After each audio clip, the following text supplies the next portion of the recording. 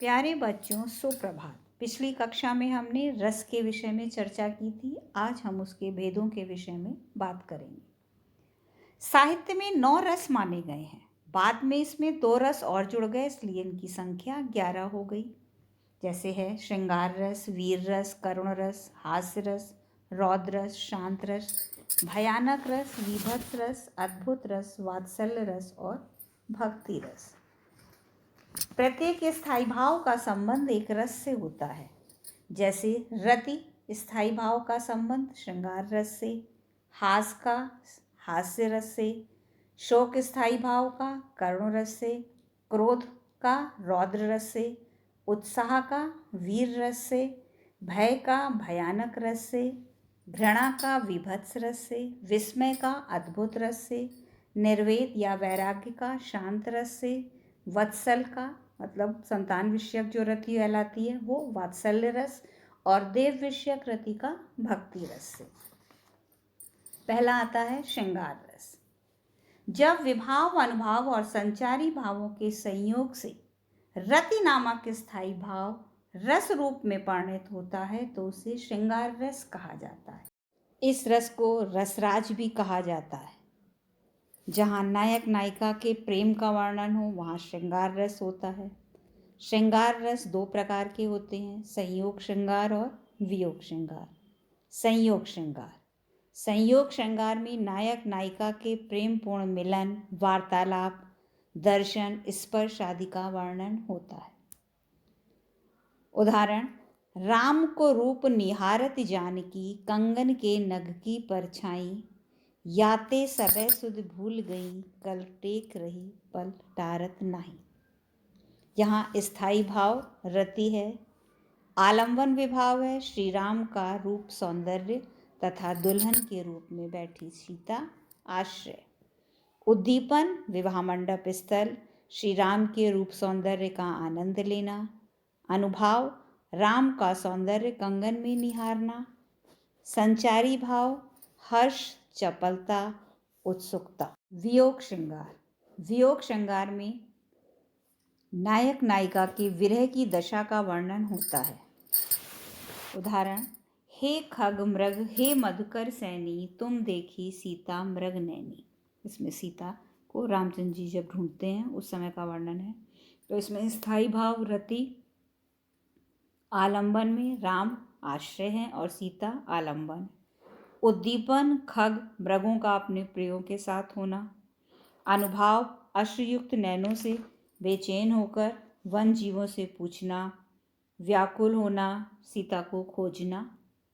संचारी भाव स्मृति, अश्रु, दुखी होना। शांत रस, जहाँ नीति, धर्म, ज्ञान या वैराग्य की भावना का वर्णन हो वहाँ शांत रस होता है। जैसे माला फेरत जुग भया, गया न मन का फेर, कर का मन का डारी दे, मन का फेर। यहाँ स्थायी भाव निर्वेद है, आलंबन है माला जपता हुआ व्यक्ति, उद्दीपन माला फेरना, मन का न बदलना। अनुभाव मोह माया में लिपटे रहना। संचारी भाव मन का इधर उधर भटकते रहना। फिर है वीर रस। उत्साह की अधिकता में वीर रस होता है। ये उत्साह युद्ध, दान, दया, धर्म आदि के लिए होता है। जैसे चमक उठी सन 57 में, वह तलवार पुरानी थी, बुंदेले हर बोलों के मुंह, हमने सुनी कहानी थी, खूब लड़ी मर्दानी, वह तो झांसी वाली रानी थी। यहाँ स्थायी भाव है उत्साह, आलंबन झांसी की रानी, उद्दीपन युद्ध की भूमि, अनुभाव तलवार उठाना, लड़ना।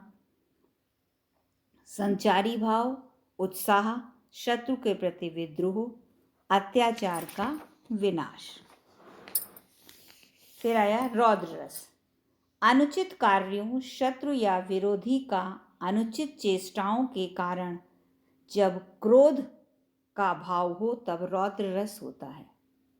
जैसे रेन्नप बालक काल बस, बोलत तो हिन संहार, धनुष सम त्रिपुरारि धनु, विदित सकल संसार। परशुराम जी जब कहते हैं।